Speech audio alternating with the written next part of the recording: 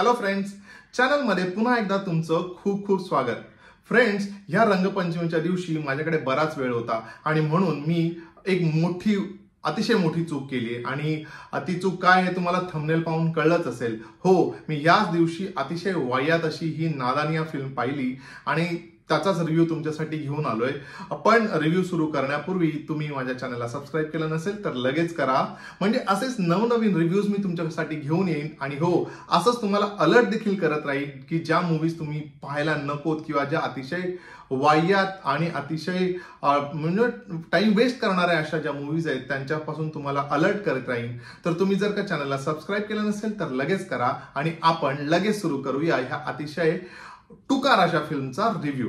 So friends, usually माझे जे videos असतात ना, मी थोडं डिटेलमध्ये प्रत्येक मूवीबद्दल बोलण्याचा प्रयत्न करतो. तुम्ही जर का माझे आधीचे व्हिडिओज पाहिले असतील किंवा तुम्ही जर का फर्स्ट टाइम बघत असाल माझे हा व्हिडिओ, तर तुम्ही ते जाऊन नक्की पहा. मी प्रत्येक ऍस्पेक्ट बद्दल फिल्मच्या बोलत असतो, म्हणजे जसं फिल्मची कथा झाली किंवा त्या फिल्ममधले कॅरेक्टर्स झाले, फिल्मचं बॅकग्राऊंड म्युझिक झालं किंवा ओव्हरऑल मला फिल्म कशी वाटली, त्यातले काय हाय पॉइंट्स आहेत, लो पॉइंट्स आहेत, असा मी एक अतिशय डिटेलमध्ये रिव्ह्यू करत असतो. पण खरं सांगतो, मी ही मूवी पाहिली आणि माझं त्या दिवसापासून असं डोकं उठलंय ना की मी म्हणजे लिटरली स्क्रिप्ट लिहायच्याही फंदात नाही पडलोय.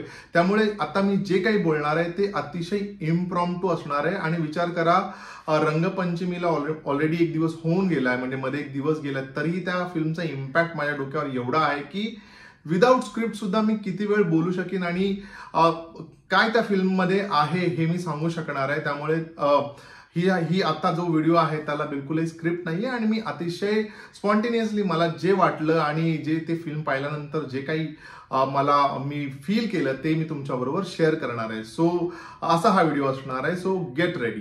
तुम्ही थंबनेल तर पाहिलाच असेल. येस, म्हणजे लिटरली आपल्याला दोन रोबोट बोलतायत का असा फील येतो. म्हणजे इमोशन्स आपण नंतरच बोलूया. साधे डायलॉग जे आहेत ते एका फिलिंगने बोलायचे असतात, ते देखील नाहीये. त्याचं डबिंग कसं केलं गेलंय, त्यात म्हणजे कथा एवढी वाह्यात कथा आहे ना, खरं सांगायचं तर की एक तर ते स्कूल आहे, कॉलेज आहे आणि असं कुठलं स्कूल आहे ज्याच्यामध्ये म्हणजे हे अशा प्रकारचे एवढे रिव्हिलिंग क्लोथ्स मुलींना घालायला देतात आणि अशा प्रकारचं कल्चर आहे. आय एम सॉरी, बट मला तरी माहित नाहीये, मी पाहिलेलं नाहीये किंवा मी जेवढे आतापर्यंत कॉन्टेंट पाहिलं आहे त्याच्यामध्ये हे बेसिकली अब्रॉड म्हणजे आउट ऑफ इंडिया असे स्कूल्स किंवा कॉलेजेस असतात. बट इंडियामध्येही असं एक्झिस्ट करतं हे मला माहित नव्हतं आणि हे खरंच आहे का मला नक्की कॉमेंट करून सांगा. कारण या फिल्ममध्ये त्याचा रेफरन्स दिला गेला की हे दिल्लीतलं असं एक एलिट स्कूल आहे जिथे हे अशा प्रकारचे वाह्यात कपडे सुद्धा घालायला अलाउड असतात आणि असं त्यांचं कल्चर आहे. सो हॅव्हिंग सेड दॅट, मी असं म्हणत होतो की अतिशय आपल्याला स्क्रीनवर बघताना ना हे जे दोन न्यू कमर्स आहेत, ऍक्च्युली एकच न्यू कमर आहे, एकीने ऑलरेडी एक घाणेरडी फिल्म करून झाली आहे जिचं नाव होतं लव्ह यापा, जे आय थिंक व्हॅलेंटाईन डेच्या दिवशी रिलीज झाली होती आणि तेवढ्याच वाईट पद्धतीने ती आपटली होती. त्यानंतरही पुन्हा एकदा एक फिल्ममध्ये काम करण्याची तिने हिंमत केली आहे आणि ह्या फिल्ममध्ये पुन्हा एकदा ती आपल्या समोर आली आहे. बरं, फिल्मची कथा सांगतो थोडक्यात की एवढी वाह्यात कथा आहे की म्हणजे स्वतः एक तर आयुष्यात आपल्या बॉयफ्रेंड किंवा प्रेम असणं खूपच आवश्यक झालंय का या जनरेशनसाठी, I am not sure, but I think झालं असावं आणि म्हणूनच ही कथा म्हणजे जोही रायटर आहे त्याच्या डोक्यात आली असावी. तर आपल्या फ्रेंड सर्कलमध्ये स्टँड आउट होण्यासाठी मग भाड्याचा एक बॉयफ्रेंड आपण हायर करूया. बरं, भाड्याचा म्हणजे भाड्यावर जो येणार आहे बॉयफ्रेंड, त्याच्यासाठी जे भाडं पे करावं लागणार आहे ते तब्बल आठवड्याला 25,000 रुपये. आय मीन व्हॉट इज दिस? 25,000 रुपये यार. आय एम नॉट शुअर आताच्या काही मिडल क्लास किंवा नॉर्मल मुलांना सुद्धा महिन्याला मिळत असतील का, बट हे म्हणजे आठवड्याला फक्त बॉयफ्रेंडला रेंटवर आणण्यासाठी 25,000 रुपये असं त्यांचं बजेट होतं. बरं ठीक आहे, बॉयफ्रेंडला रेंटवर आणल्यानंतरही त्याचं जे काही कारण आहे ते अतिशय म्हणजे न पटणार असं कारण आहे. आणि मग तो ऑब्व्हियसली सैफ अली खानचा जो मुलगा आहे इब्राहिम अली शेख, तो येतो पिक्चरमध्ये. असं वाटलं होतं की चला म्हणजे थोड्या वेळापर्यंत आपल्याला हिला सहन करावं लागतं, म्हणजे खुशी कपूरला सहन करावं लागतं आणि थोडीशी होप अशी वाटते की चला म्हणजे इब्राहिम अली आल्यानंतर बिकॉज सैफ अली खान चा मुलगा आहे. थोडंसं एक्सपेक्टेशन वाटलं होतं द वे ही, म्हणजे जसं त्याचा लुक आहे स्क्रीनवर तो थोडासा बरा दिसला होता. बट थोबाड उघडल्या literally you will feel like की याच्यानंतर फिल्म बंद करून टाकावी. बट सिन्स आय फील की अशा काही फिल्म्स बद्दल आपण बोललं पाहिजे आणि आपल्या ऑडियन्स कडे त्यांचा फीडबॅक गेला पाहिजे, म्हणून मी ही फिल्म पूर्ण पाहिली. लिटरली अनबेरेबल फिल्म आहे, अनबेरेबल. ज्याच्यात काही कथा नाहीये, ज्याच्यामध्ये अतिशय एकापेक्षा एक वाईट परफॉर्मन्सेस आहेत.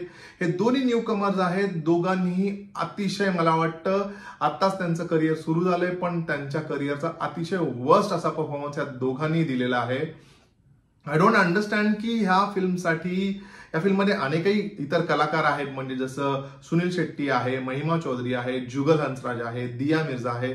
या आर्टिस्टने कशी काय अशा टाईपची फिल्म साकारली, म्हणजे स्वीकारली असावी. ऑब्व्हियसली मला असं वाटतं की एक स्ट्रॉंग बॅकिंग असेल, किंवा I don't know what are the reasons, but this is म्हणजे रिली सॅड की अशा एखाद्या वायर्ड टुकार फिल्मसाठी सुद्धा असे एवढे नोन आर्टिस्ट आहेत जे होकार देतात आणि अशा टाईपची फिल्म करायला रेडी होतात. बट काही सेन्स बनत नाही. म्हणजे ना धड डायलॉग्स आहेत, डायलॉग्स इतके वाईट आहेत की म्हणजे ना काहीच सोय नाही. म्हणजे असं म्हणतात ना की जसं मी म्हणालो की मी डिटेलमध्ये रिव्ह्यू करतो आणि एक सेगमेंट बद्दल बोलतो. फ्रेंड्स, तसंच ह्या फिल्ममध्ये ना एक जो ऍस्पेक्ट आहे ना, तो एकापेक्षा एक असे वाईट असं म्हणजे स्तर आहे ना, तो ढासळतच गेलाय.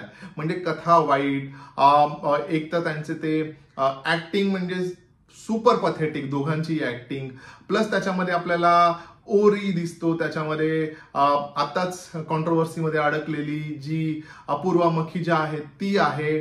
मला थोडं सरप्राइझिंग असं वाटलं की आलिया कुरेशी नावाची जी आर्टिस्ट आहे ती या फिल्ममध्ये दिसली, आणि तिला मी यापूर्वी बंदिश बँडिट ज्याचा पार्ट 2 आला होता त्यात तिला पाहिलं होतं, आणि त्याच्या आधी ती आपल्याला जवानमध्येही दिसलीये. त्यामुळे तिने या फिल्ममध्ये काम करायचं का डिसाईड केलं, no clue. But again her acting is completely wasted. But ही एक मुलगी आहे जिच्यामध्ये ऍक्च्युअली पोटेन्शियल आहे आणि ती खूप चांगलं काम करू शकते. बट अगेन ह्या फिल्मला हो म्हणून मला वाटतं तिनेही माती खाल्लेली आहे.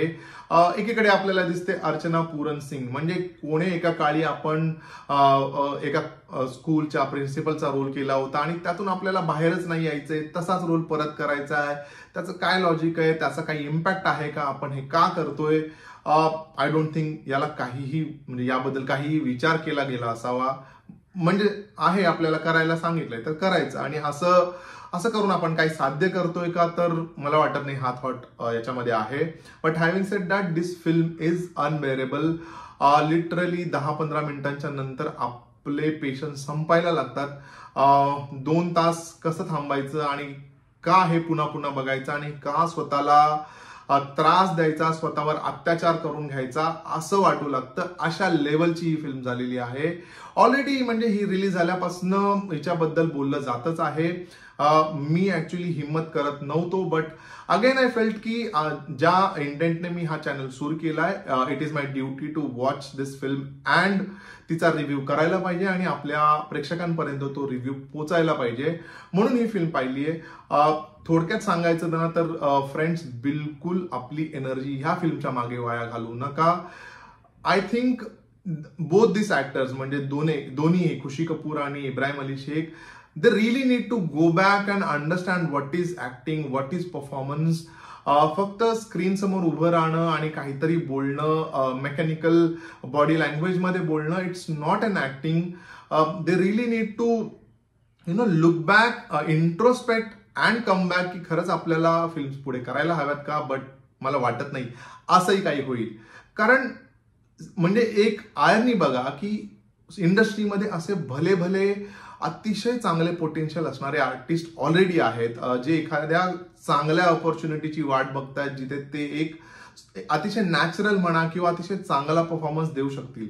But again nepotism comes in picture, आणि ह्या अशा सो कॉल्ड म्हणजे कोण, हा त्याचा मुलगा आहे, ही त्याची मुलगी आहे, एक बॅगेज आहे, यांना असा इझिली पटकन चान्स मिळतो आणि they get a lead role, आणि त्या लीड रोलमध्येही ते काय करून ठेवतात, तर त्या अख्ख्या स्क्रिप्टची म्हणा माती करून ठेवतात. चला आपण एका बाजूला म्हणू की स्टोरी अतिशय म्हणजे गचाळ स्टोरी आहे किंवा वाईट स्टोरी आहे, पण व्हॉट अबाउट द परफॉर्मन्स, म्हणजे you come from a background or a family जिथे तुमच्याकडे घरी त्याचं एक बॅकग्राऊंड आहे, एक ऍक्टिंगचं बॅकग्राऊंड आहे, ते कुठे ते दिसत का नाहीये? आणि म्हणजे यांचं ऑडिशन तरी घेतलं गेलं होतं का, इथपासनं पडणारा प्रश्न आहे की यांना न ऑडिशन करताच उभं केलं गेलंय का आणि म्हणजे शूटिंग सुरू केली गेली का? मी अजिबात कोणी स्क्रिप्ट लिहिली, कोणी डायरेक्ट केली आणि यांच्याबद्दल तर बोलणारच नाहीये. I don't think they should even get a second chance. कारण हे अशा पद्धतीने जर का आपण ट्रेंड सेट करणार असू आणि असे काही मेसेजेस आपण जर का पास ऑन करणार असू, बिकॉज ऑब्व्हियसली जी यंग जनरेशन आहे ती सुद्धा जाऊन ही मूवी बघणारच आहे आणि ऑब्व्हियसली हे असं काहीतरी वाह्यात फालतू दाखवल्यानंतर त्यांनाही असं वाटू शकतो, तेही इन्फ्लुएन्स होऊ शकतात की आपण असं करू शकतो. त्यामुळे मला असं वाटतं तेही एक डेंजर किंवा तो एक रेड फ्लॅग आहे, तो आय थिंक विचारात घेतला गेलाच नाहीये आणि म्हणूनच ही फिल्म घडली असावी. So in nutshell, don't waste your time, energy after this film. तुम्ही नाही बेअर करू शकणार आणि ही फिल्म बिलकुल पाहू नका. नथिंग टू म्हणजे असं काही तुम्ही मिस करणार नाही जर का तुम्ही ही फिल्म पाहिली नाही तर. तरीही ओव्हर आउट ऑफ एक्साइटमेंट माझा रिव्ह्यू पाहिल्यानंतर तुम्हाला पाहावीशी वाटली तर definitely it is your call. But for me, stay away from this film.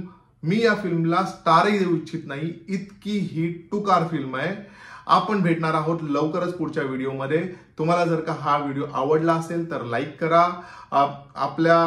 आपल्या लोकांबद्दल काळजी वाटत असेल तर त्यांच्याबरोबर नक्की शेअर करा, म्हणजे ते अलर्ट राहतील, ह्या फिल्मपासून दूर राहतील आणि अशी ही वाह्यात फिल्म पाहणार नाहीत. सो डेफिनेटली त्यांच्याबरोबर शेअर करा, आपल्या चॅनलला सबस्क्राईब करा. आपण लवकरच भेटूया आणि तोपर्यंत स्टे ट्यून्ड.